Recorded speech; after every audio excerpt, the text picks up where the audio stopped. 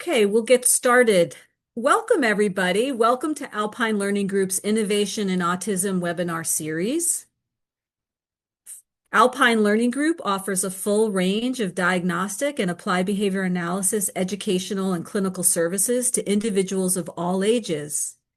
Each year during Autism Acceptance Month, we share our expertise through free webinars and make them available to the community. At the close of this presentation, we'll share a QR code to learn about other presentations in this series.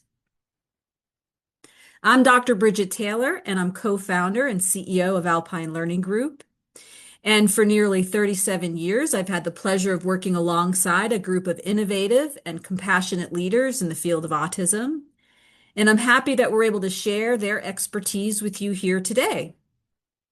Today's webinar is called Community Confidence, practical strategies for safe and successful outings.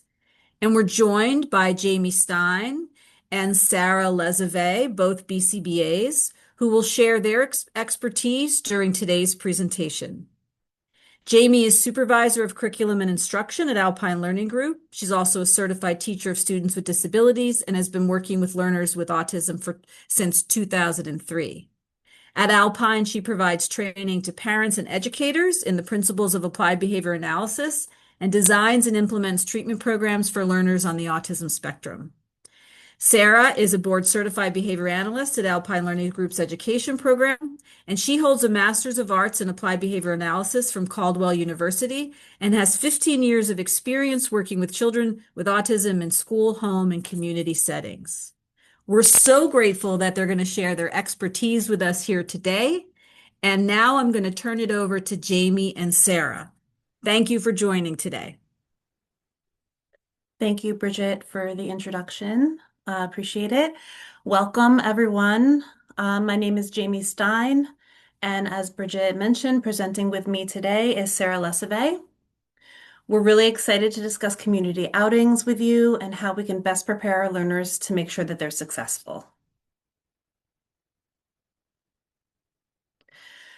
So moving on to the agenda for today, I'll be discussing why community outings are important, some of the unique challenges that come along with teaching learners with autism, specifically in the community, and how to pre-plan and do some skill building before you go out into the community. And then next, Sarah will be discussing factors to consider while out in the community, how to manage unexpected situations, tips for collaborating between home and school, and finally, some practical takeaways to ensure success. And she'll also be sharing some examples of visual supports that can be used. So, why is venturing out into the community important? Tint and colleagues in 2016 conducted a survey of parents of children with intellectual disability and autism spectrum disorder, and they found that that children that have both ASD and ID were significantly less involved in community activities. And environmental features such as social demands were significant barriers to their inclusion in the community. Being in the community promotes independence and builds functional life skills. We can teach and expose learners to a variety of skills, starting with waiting online, grocery shopping, up to ordering, eating in a restaurant, cooperating with medical exams, cooperating with haircuts at the barber or the hairdresser studio, and also simple skills such as staying with an adult while walking. So these are skills that learners will need to be independent members of society, and they're skills for life. Community outings can also increase socialization and social awareness skills. Skills such as responding to greetings, initiating greetings, understanding the difference between strangers versus familiar adults, making sure that we keep personal space in between ourselves and other people. And then we can also generalize learned skills into the natural environment out in the community. So for example, at school, we might be working on staying with an adult in the hallway and while walking outside of the school. And then a good test is to then bring the learner into the community to assess generalization. Another example, going to the barber or the hairdresser, We can work on the skill at school, but it's imperative to generalize to the barber shop that the learner will be going to into the community. So we will do that at Alpine. We'll teach the skill in the classroom, and we will take trips out into the community to the barber shop.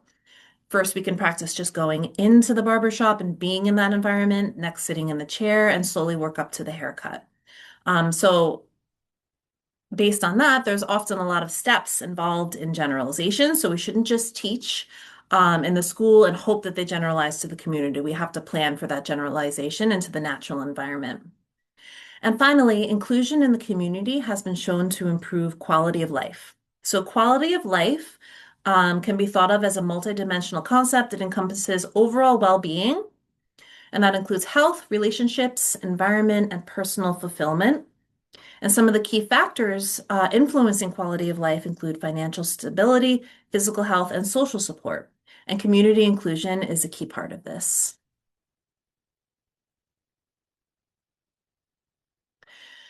Learners with autism have some unique challenges that it's important to understand, and we can take these into consideration while planning our community outings. So individuals with autism may have sensory processing differences. So this can include sensory inputs such as noises that are in the community, lighting, different smells. We can use supports such as sunglasses or headphones or earplugs, which may help with some of these challenges. Additionally, communication difficulties um, can present challenges in the community. So individuals may have difficulty understanding verbal directions, as well as if there's an unexpected change in the routine. Anxiety around the routine may create challenges. If there need to be changes, as we said, fear of the unknown may lead to challenging behaviors. And finally, executive functioning differences may cause challenges in the community. So for example, this could be waiting, transitioning from one activity to the next, the need to be flexible and to solve problems. So an example of this is if you scheduled your outing to be outside and it begins to rain. So this requires flexibility, problem solving, and being okay with a change in that routine. So next, we're going to discuss some ways to pre-plan before we head out into the community. It's really important to do some pre-planning and think about how the outing is going to be before we head out. So here's some key tips for that pre-planning. First of all, it's really important to know the environment that you're heading out to. Don't go in blind. Visit ahead. You can check out the website if they have a website for the location that you're heading to. Oftentimes there's some, nice photos of different activities that can be done in that location. And you can use photos from the website to make a visual schedule for the outing. If the website is not great or the picture, doesn't have photos or they don't have a website, when you visit ahead, take some pictures. And you can use those pictures to create a visual schedule. Like I said, Sarah will be presenting some examples of what a visual schedule might look like. But that's really important to make sure that you know the environment, you see any barriers that there might be, and use that visit to make a schedule so that the learner will be prepared for the visit. Next, we can pre-teach community outing expectations. So you might want to think of a common scenario that may come up where you're going. You can go back, Sarah. Sorry, we're still on pre-planning. Thank you. Make a rule card or reinforcement system, and you can review that before heading out. So I'll give an example. Let's say you're going to a restaurant, the learner orders their favorite dish, and the restaurant is out of that item. So you might want to role play with your learner or with your child, identify how to identify alternative items that they can order, and also how to deal with the disappointment and frustration of that situation. Visual supports can be very helpful. We can use things such as social stories, which can be individualized for the learner and for the outing. Um, First, then visual supports. So where it might have a picture of the grocery store first, and then maybe a picture of the ice cream store afterwards, some kind of natural reinforcer that we could do afterwards, or a picture of the grocery store, and then a picture of a food item that maybe they purchased at the grocery store, and then can be used as a reinforcer afterwards. Checklists, schedules are definitely really important, can also be used. So kind of like creating those before you go out. And like I said, Sarah will have some examples of those later on. And finally, it's important to set clear, measurable goals for the outing. So if you're just starting with going out into the community, we can start really small. So maybe the learner has to wait online while you purchase one item or stay with you in the grocery store while they're holding onto the cart with you. For learners that have more experience, we can set broader goals. So maybe that includes ordering at a restaurant, sitting down, eating, and different things like that. Okay. So before we go out, we can do some skill building either at school or at home. So some skills that can be taught before the outing include relaxation strategies, such as deep breathing. So oftentimes when things, we go out into the community, it's not a controlled environment like school or home may be. And there may be some unexpected changes that have to occur. So teaching coping strategies is really important for that. So such as deep breathing, like I mentioned, asking for a break, asking to leave the area. Safety skills are especially important. So we can teach the individual to stay with a familiar adult while walking or waiting, teach them to know what to do if they become lost or separated from the adult. Skills such as being able to state their name and their phone number are really important, or referring someone to an emergency card or medical alert jewelry, which may have their name and contact information included. So we can practice these skills in a controlled setting at home or at school before the outing, which will ensure that the person is comfortable. And you can assess if they're able to role play effectively before going out into the community and do some more skill building on that. At this point, I'm going to hand over to Sarah. She's going to be presenting some strategies to use during the community outing. Thanks, Jamie. So now that you've learned how to plan for your community outing, let's discuss what to do when you're actually out. So keep in mind that this might be a very routine thing for you, but it might be overwhelming, stressful, or maybe even exciting for your child. When you're talking, you want to use clear and concise language. The environment is already overwhelming. You don't need to add to that overwhelming environment. If you're giving instructions, keep them simple and be direct. So let's say you're grocery shopping and your child is helping you put items in the cart. You can give a short instruction like get 1 orange. Maybe your child's able to follow multi-step instructions and you can give longer instructions, but still keep them simple.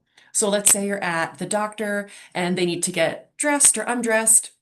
Step on the scale. You can give them a simple instruction like take off your shoes, then step on the scale. Like Jamie mentioned, visual supports are going to be very helpful. They can help keep the outing predictable. They can increase independence, and they can also decrease challenging behavior. So you can bring a picture or a written schedule so your child knows what you'll be doing and in what order. And it can be as simple or as detailed as you want. If you're running errands, maybe you have a list of all the stores that you're going to. If you want your child to assist with errands, maybe you have a list of all the tasks, like first we're going to Stop and Shop, you're going to get the fruit, mom's going to get the veggies. Create an order in events, almost like an agenda for your outing. Let's say you're going to a baseball game. An example of what your list or agenda might look like could be park at the ballpark, wait in the security line, walk through the metal detector, go get a snack, sit down at your seats, watch the baseball game, leave and walk to the car after the 8th inning, drive home. This can be written, this can be in pictures. You can really individualize it for your child's needs. Knowing the order of events before and during the outing can really help reduce stress by keeping the outing much more predictable. Here are some examples of some visual supports. So on the top half of the slide, it's just a simple picture schedule showing that you're going to go shopping for some produce. So there's a picture of the Stop and Shop that you're going to. This is the produce department where you're going to get the items. Then when you leave, you're going to use the self-checkout and then a picture of your house. When we're done at self-checkout, we're going home. Maybe your child is a reader. You can write things down. And again, doesn't have to be a very big binder, printed out, laminated. You can use the Notes app on your phone. You can use the photo gallery on your phone. If your child has a phone or tablet, it can be as low tech or high tech as you'd like. And just listing out the steps so they know what to do. And again, if they're helping you, like I said before, you can individualize the steps to make it more clear for them. Like maybe mom is driving to Stop and Shop, and then Jamie is going to get the shopping cart. Keep it simple. If your child struggles with community outings or this specific type of outing that you're planning for is maybe new or challenging, don't overdo it. Like Jamie said earlier, you want to adjust your expectations and you can always build over time. So let's use our doctor's appointment example from earlier. If your child has a history of challenging behavior at the doctor's appointment, maybe you're not going to schedule the doctor's appointment in between other challenging and overwhelming activities like right after a dentist appointment and right before a big test. Maybe you go to the doctor after school and then you go home right after the appointment, so that's the last thing that they're doing that day. If your child has difficulty tolerating vaccines, maybe you don't do that at your regular physical. Maybe you have a completely separate appointment a few days or weeks later that they get their vaccines separately. It's about quality, not quantity. Your goal should to be have the most successful outing that you possibly can. You don't want to be trying to cram too much in one trip. You can always go out again. As your child has more successes in the community, then you can build up your outings and make them longer and as complex as you need. You always want to reinforce successes. And that's the fun part of the outing. So you can treat this outing as a teaching opportunity and reinforce all of the behavior you want to see and reinforce that behavior as soon as you see it. Praise your child. If you tell them get one orange and they get one orange and put it in the cart, tell them they did a good job. And again, this does not have to be a complicated, long, wow, mom is so happy that you took one orange and you put it. That's too much. Again, you want to keep it clear, concise. Good job getting one orange, or awesome following instructions. Use a token system. And I'll have some examples of token systems on the next slide. If your child responds well to tokens and they're familiar with using them at school or at home, bring them with you. A token system does not have to be a large clipboard with Velcro stickers on it like we use at school or in home programs. You can have a wallet and you can put little Velcro coins or physically hand them money to put in. You can use a checklist app. You can use token board apps on your phone, on the internet. Again, individualize it to your child. Keep it simple. And don't forget to use the surroundings to your advantage. We want to use natural reinforcers, like Jamie mentioned earlier with ice cream. Maybe your child loves Cold Stone, obsessed, and you know that you have to pass Cold Stone on the way home from the doctor. And it's going to be an appointment with a vaccine, and your child does not like vaccines, but they rock it, they sit still, they get the shot. Take them to Cold Stone on the way home. Use that natural built-in reinforcer. If you're at the grocery store and they're getting a little antsy, but they're really doing a good job staying with you, following the list, let them pick out something nice, like a little sweet treat or a toy before you leave. Here are some examples of different token systems or reinforcer systems that you can bring with you. So on the left is kind of what we think of as a traditional token board that your child may used to be using in school programs or in home programs, where it has pre-made stickers that you can deliver and put on in those little predetermined spots. And it usually has a picture or a sentence of what they're going to work for. You can bring that, but you can also bring something a little smaller and more portable. If you're already juggling a lot of stress about the outing, the last thing you need to be doing is worrying about carrying a token board that stickers could fall off of, or you don't want to draw a lot of attention and you don't want to be ripping Velcro and putting it back on. So on the right side, we have a wallet. It folds up. You could put it in your pocket. Your student can carry it in their pocket, your purse, their purse, backpack, and it has money on it, which looks like something that should be in a wallet. And again, you can have those little Velcro strips and place on the Velcro when they're earning tokens, or you could just drop it right into the coin slot in the wallet. You could put dollar bills in there. You can really individualize it however you want. Some digital examples can be really easy or really complicated. The example on the left is the Keep Notes app from Google devices. So if you're at a baseball game, and again, Your child loves ice cream and you know they have a tough time sitting, but they want to participate in this baseball game. Maybe you check off that box next to token every 30 seconds, maybe every inning. And then when they get all those checked tokens, they get an ice cream and it's nice and clear and a good visual for them to know what to expect and when.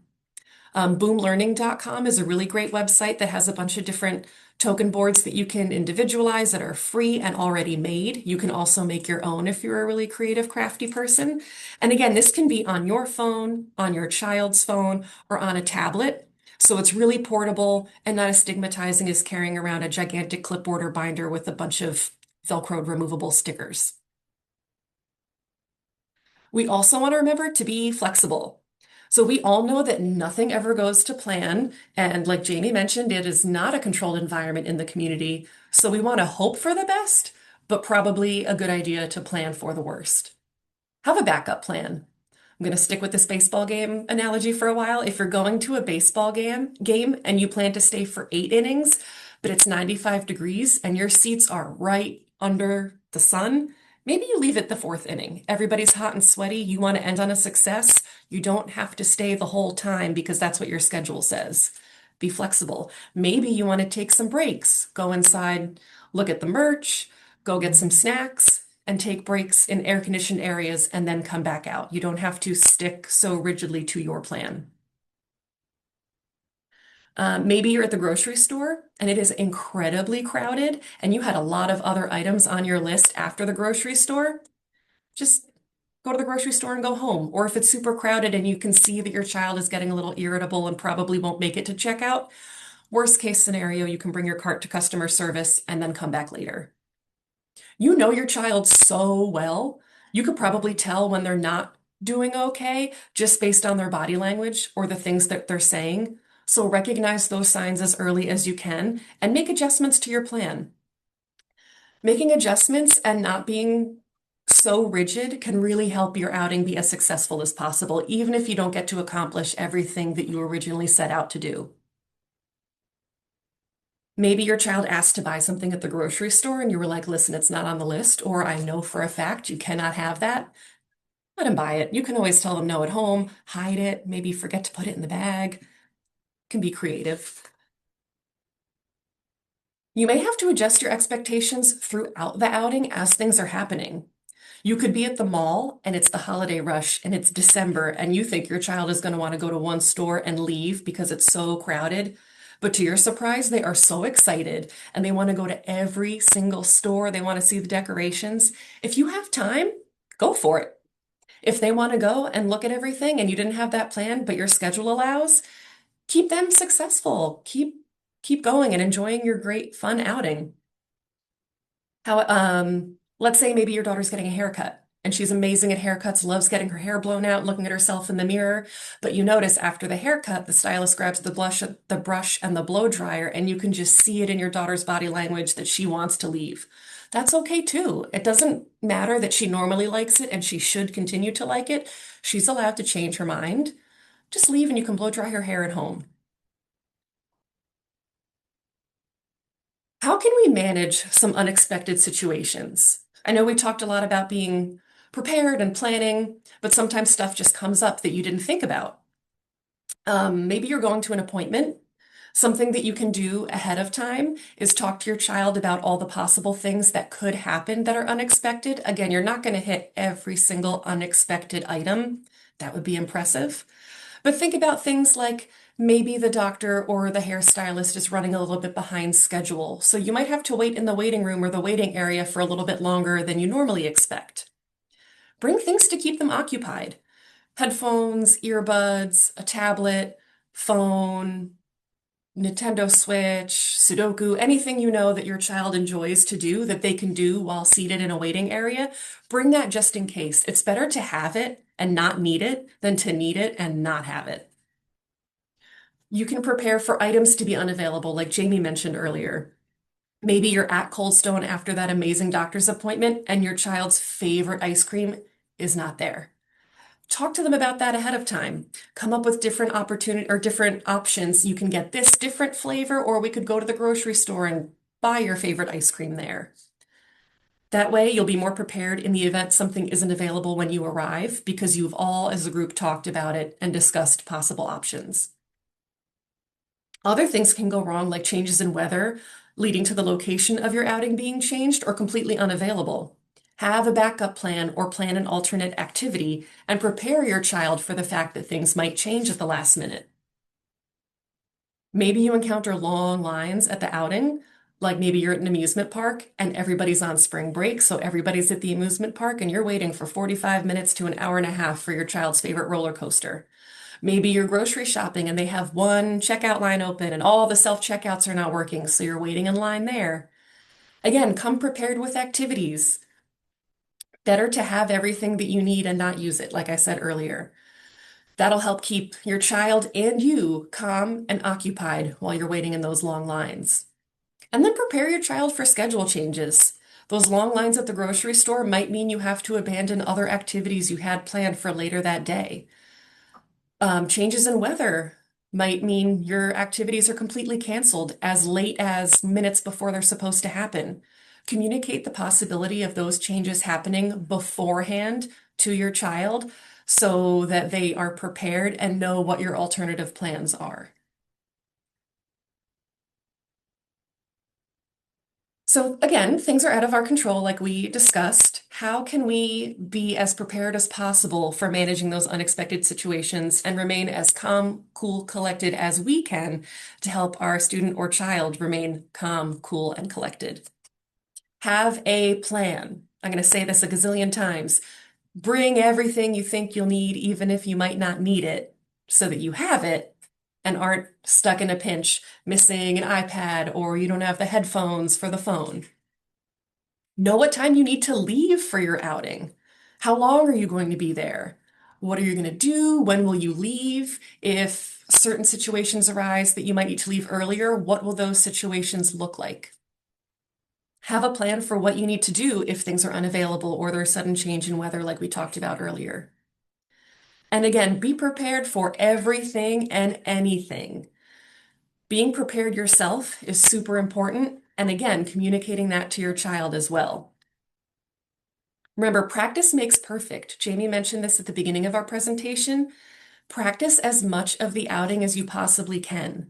You can practice by setting up maybe a fast food counter in your kitchen island and have your child practice ordering food from Chipotle so that when they get to Chipotle, they understand the flow of how that process goes.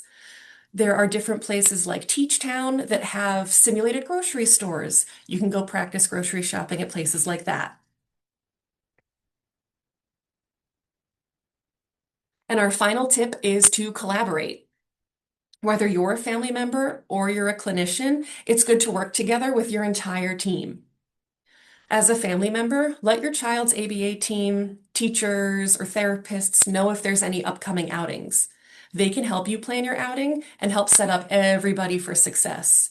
Maybe there's a trip that you've really wanted to take or an outing you've wanted to go on, but you've been delaying it just because you're not sure exactly how to plan or your child has had challenges in the past. Get together with your team, brainstorm, and they can think of different ways to help you on your current outing and other outings in the future. If you're a non-family member, like a teacher or clinician, check in with your clients' parents about how they typically do during outings. Maybe you can do some more practice at school, practicing having their child walk with an adult, response to the instruction stop, use a debit card when making purchases at restaurants. You might even be having a school-specific outing, like a field trip that's coming up, and it will be this child's first time ever going on a field trip. Collaborate, reach out to the parents and discuss, oh, we're going to the zoo. Have your child ever been to the zoo before? What do they enjoy? What challenges might they have? And that will help plan to make your outing a huge success.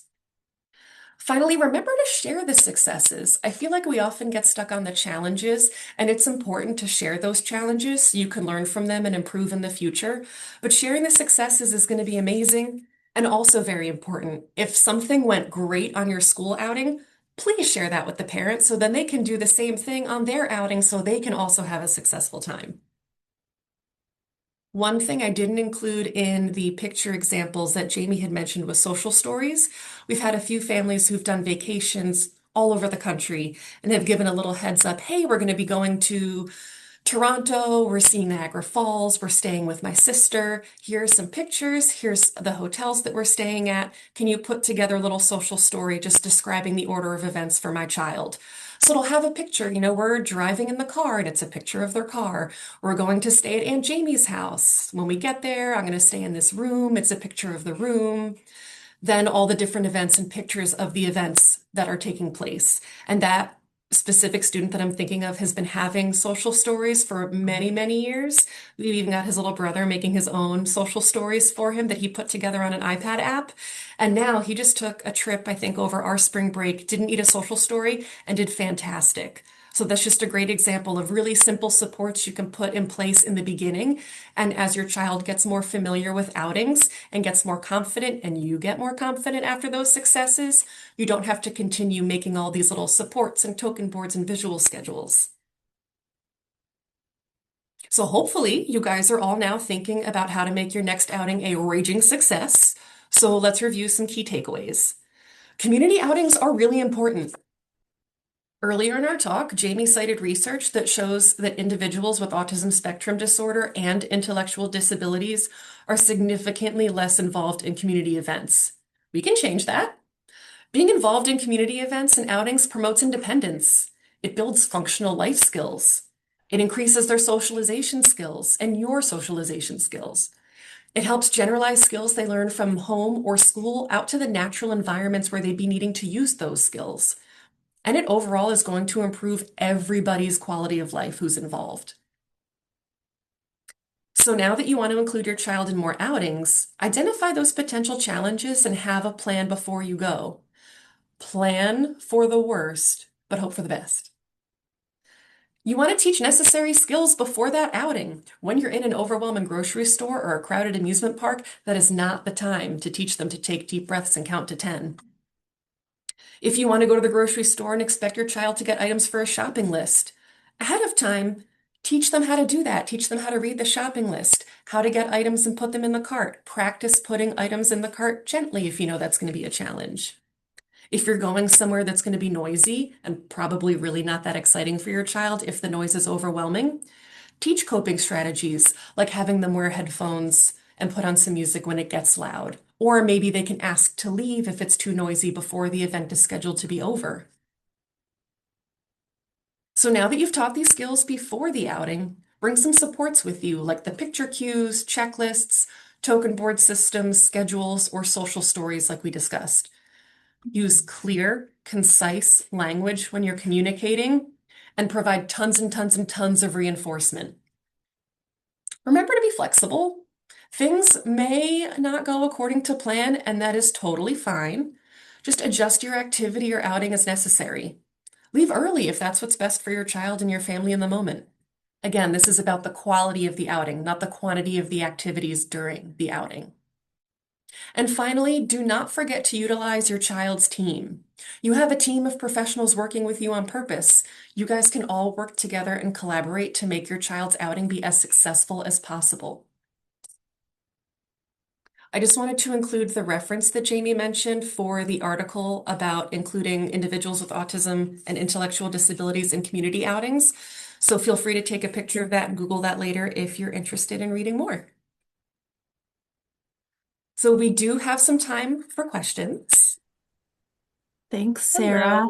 Hello. Before we go into, I do see that there's a question in the Q&A. As you were talking about, going out, I thought of something that we didn't mention is that many community locations have supports for individuals on the autism spectrum. So some airports have a program called TSA Cares where they provide support. They can kind of get you through the lines a little faster.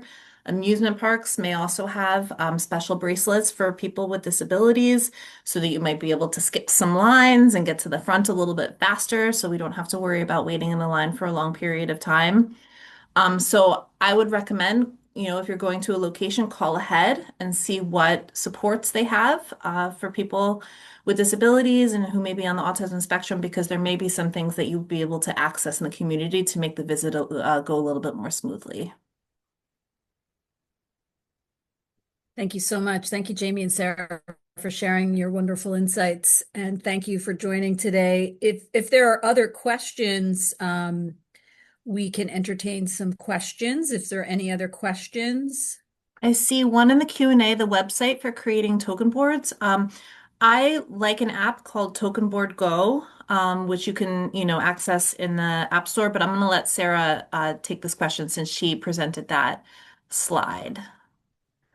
The one that I shared specifically was on wow.boomlearning.com. Not sure if you have to pay for a subscription, but they do have a lot of content that you can access for free.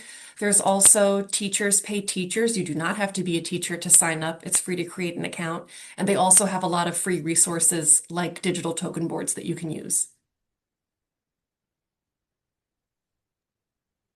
If there's any other, oh, I see another question in the Q&A. Oh, you're welcome, Shiragi. If anyone has any other questions, we're happy to answer. If you have any particular specific questions about where you might go on your community outings or other ways that that you can prepare, feel free to type those in the Q&A. I would like to add something for consideration, which is if you find that you are not going out into the community as you used to, if you find that your community outings are becoming less and less because of behavior or lack of skill, it's really important that you communicate to your treatment team, to your child's school, to your child's treatment team, because that means that you as a family will become more and more isolated. So the less you take your child out into the community, the less activities you will end up doing as a family. And we have found in our experience that families will become increasingly more isolated. And so it's really important if you're finding that you're not going on community outings either as much as you used to, or you have a lot of trepidation about initiating or starting community outings, talk to the folks who work with your child to develop a plan, make it part of the IEP goal, make them part of the IEP goals, which means there's some responsibility for school to work on these goals. But it's real important just in terms of desensitizing learners to various activities and helping them learn how to function within a variety of different community settings is that you start young, but it's never too late. Go out into the community, start to do some things, short intervals, start small, and then build up from there. I also want to mention if you're part of our Alpine community, we have the Go the Distance bike and fun run event coming up soon. And that's a fantastic way to kind of ease yourself into outings because you already know the community is going to be open and accepting and friendly and supportive of you because we are all either autism families or autism clinicians. So there's already going to be a bunch of built-in supports. There's always like a little relaxation area. If you or your family gets overwhelmed, you can go sit where it's more quiet. There's comfy chairs, there's some bubbles and music. But it's a great way to connect with other families and a really nice way to really join together with the community who may be having similar challenges to you, but can also share some success stories and offer you some support and some helpful tips and tricks. Yeah, thank you, Sarah. That's a great idea. If you want more information about Go the Distance, you can find that on our website. Sarah, if you want to click through to the QR code, just to get, if you're interested in other lectures as part of this series, feel free to scan the QR code to find out the other lectures remaining. This is one of the 4 that we have across the month. You will receive an email of the recording and information about other webinars in this series. You can also access previous year's webinars as well on our website as well.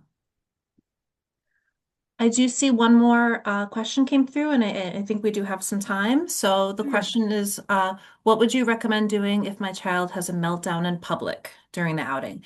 That can be very stressful. I totally understand, the feelings that might go along with that. There's other people around, people are starting to maybe stare or, ask if, you need any assistance. My recommendation would be to try to get the child into a safe location. That can really vary based on where you are. It might be that you need to go back to the car to have them, calm down, or if you're at a location that maybe has, kind of how Sarah was talking about before, a quiet area with, some chairs where he can kind of take some time to to decompress. That would be my recommendation. Try to get them away from any stimuli that could be causing the meltdown or could be increasing the agitation, and give some time to decompress. Sometimes we'll try to distract with some other type of activity. So if you have, if you packed your bag, as Sarah was talking about, and you have all your different activities, maybe you can present something that you know is preferred to the child, because at that point, I think that the most important thing to do is to get the child to stop having the meltdown, to kind of calm down. So if we need to reinforce by providing something that's preferred, that's what I would do in that moment. And then see if you can kind of either get the child back into the outing. But if not possible, then that might be an opportunity to cut things short, to head home and to kind of brainstorm next time, look at what might have been the possible trigger for that meltdown and see if we can kind of plan for that in the future. I think the plan for that in the future is a really good recommendation. And so you want to anticipate, as the presenters mentioned, is anticipate what could go wrong and have an exit strategy. And so that may mean communicating with other family members to say, okay, we're going out. What is going to be our exit strategy if your child is going to potentially have a difficult time? And also identifying what was upsetting, what led to the tantrum. And so was it noise in the environment? Was there confusion about wanting access to something, but something not being available? Or did you have to come away from something too soon that they wanted to continue doing? So identifying what those reasons are can then help you prepare for the next visit. That was a great question. Thank you. Appreciate it.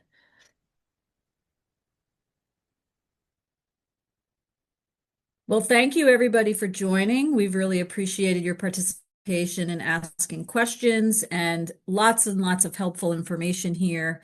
You will get an email, as I shared, with information about this recording, and we hope to see you at the next free webinar next Wednesday. Thank you, everybody. Thanks for joining.